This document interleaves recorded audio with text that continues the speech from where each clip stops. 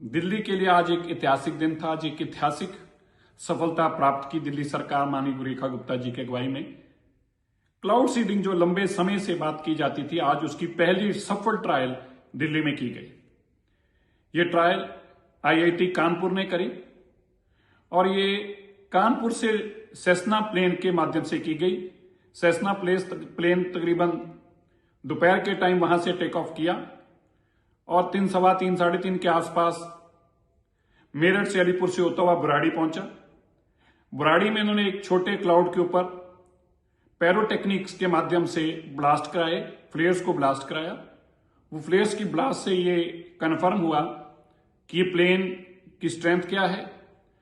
Plane को उस इलाके से वाकिफ किया गया और इस टेक्नोलॉजी के माध्यम से, जो कि नीचे से ब्लास्ट कर बादलों के ऊपर को जाती है और पैरोटेक्निक्स के माध्यम से ये फ्लेयर्स फैलती हैं और ऊपर जाके बादलों से टकराती हैं, जिससे बरसात हो।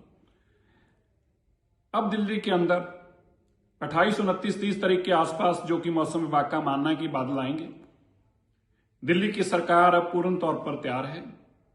हर तरह की ट्रायल, फिजिकल ट्रायल से लेकर परमिशन से लेकर, ये ऐतिहासिक था कि पहली बार उसकी एक फिजिकल ट्रायल को भी अंजाम दिया गया।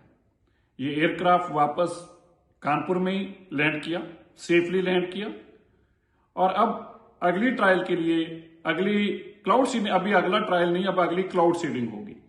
और ये क्लाउड सीडिंग मौसम विभाग की जानकारी के मुताबिक 29 तारीख के आसपास हो सकती है।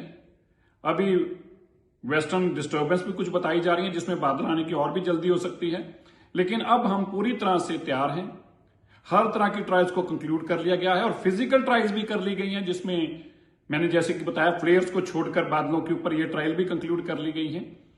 और अब दिल्ली के अंदर क्लाउड सीडिंग के माध्यम से बरसात कराने के लिए केवल बादलों का इंतजार है और 29 तारीख, 30 तारीख के आसपास जैसे ही बादल आएंगे, दिल्ली के अंदर एक बार बरसात करा के दिल्ली के मौसम को बेहतर करने की, दिल्ली की हवा को बेहतर करने की कोशिश की जाएगी। देश के प्रधानमंत्री मोदी जी के विजन के चलते, दिल्ली के मुख्यमंत्री रेखा गुप्ता जी के अथम परिश्रम से ये संभव हुआ। मैं मानता हूं कि अब तक के दिल्ली के इतिहास में ये पहली बार ऐसा संभव हुआ है।